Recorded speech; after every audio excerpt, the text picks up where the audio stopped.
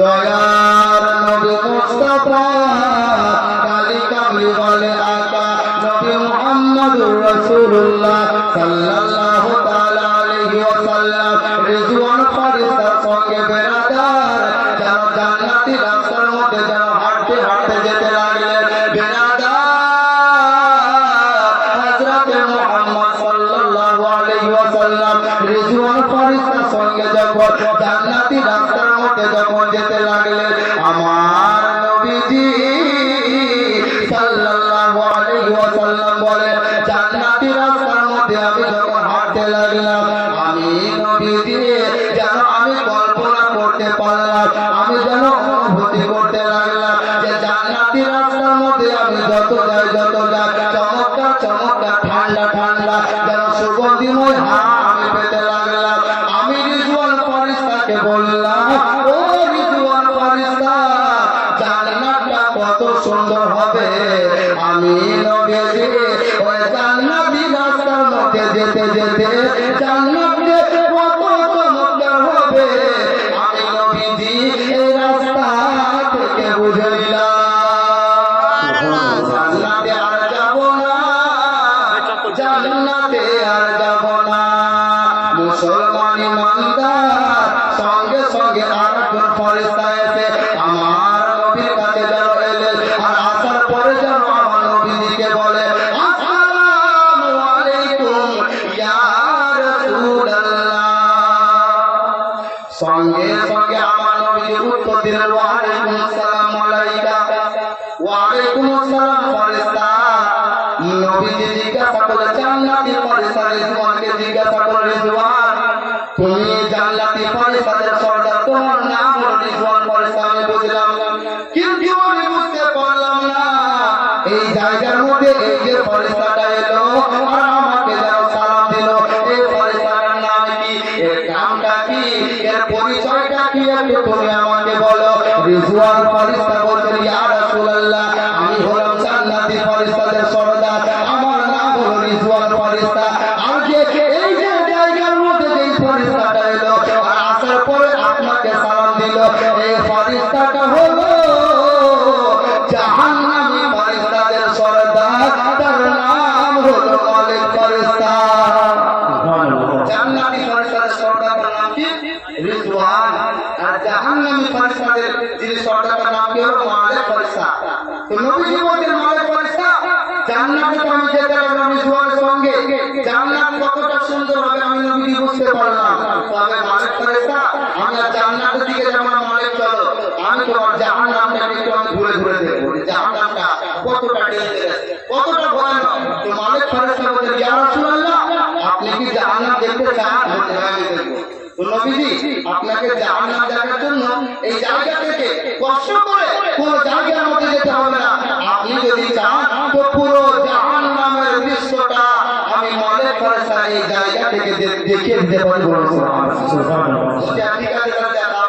সঙ্গে সঙ্গে মালিক ফেরেশতা তার দুটো টানাকে সেই জায়গার মধ্যে গর্তের মধ্যে একটা ভরে দিলেন, সঙ্গে সঙ্গে একটা ইদারার মতো, ইদারার মধ্যে তো কুয়ো যাকে বলে কুয়ো, তো ওই কুয়োর মতন গর্ত হয়ে গেল, আর আমার রাসূলের সামনে জাহান্নামের পুরো দৃশ্যটা ওই জায়গার মধ্যে যেন ব্রাদার ভাসতে আরম্ভ করলো। সুবহানাল্লাহ। এইখান থেকে বলে শুনলেন আমার মা, আপনি যদি বাড়িতে কেউ শুনছেন তো এই জায়গা থেকে আপনি লক্ষ্য রাখুন যে আমি কি বলতে চাইছি।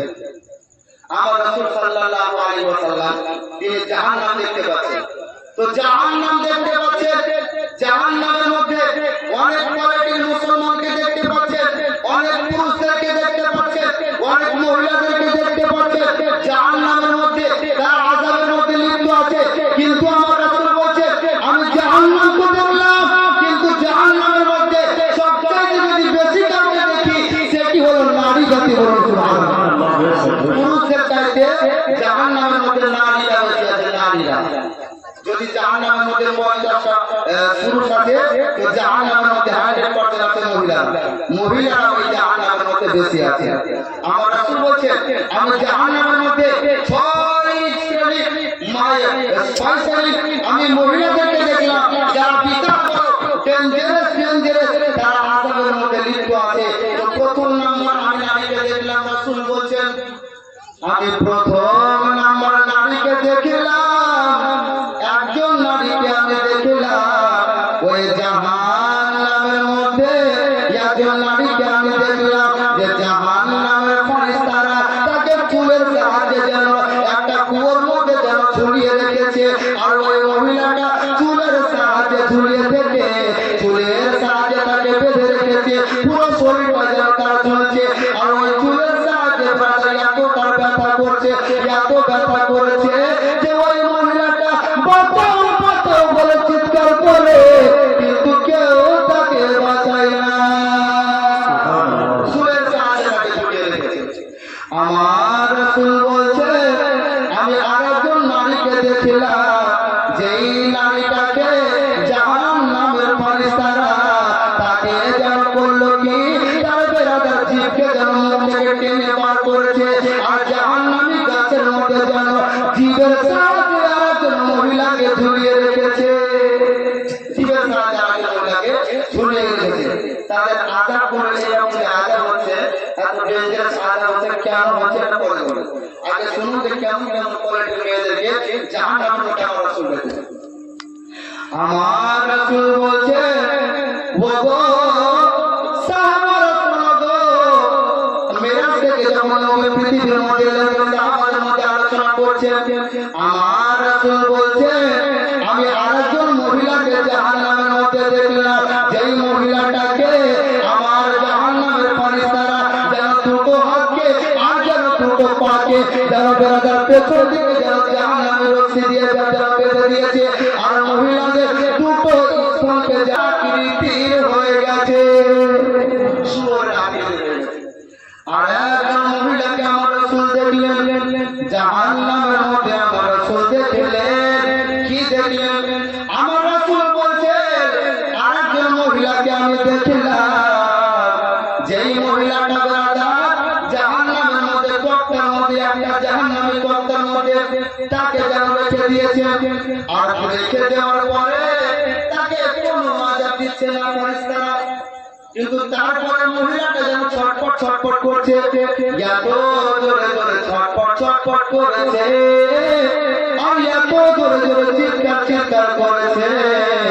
আমার রাসূল বলছে এত জোরে জোরে চিৎকার করে যে জাহান্নামী যারা আর অন্য অন্য জাহান্নামী আছে ওই মহিলার চিৎকারের আওয়াজে আর অন্য অন্য জাহান্নামীরা যেন দ্বিগুণ যেন আযাব পেতেছে। আপনারা কি শুনতে ভালো লাগে? জি আছে, তো ধ্যান দিয়ে আমার দিকে তাকান,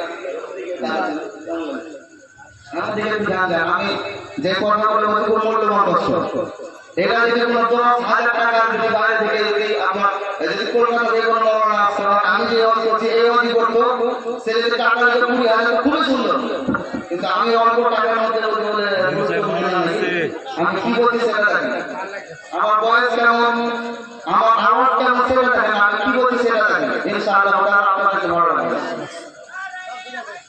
ইয়া আল্লাহ,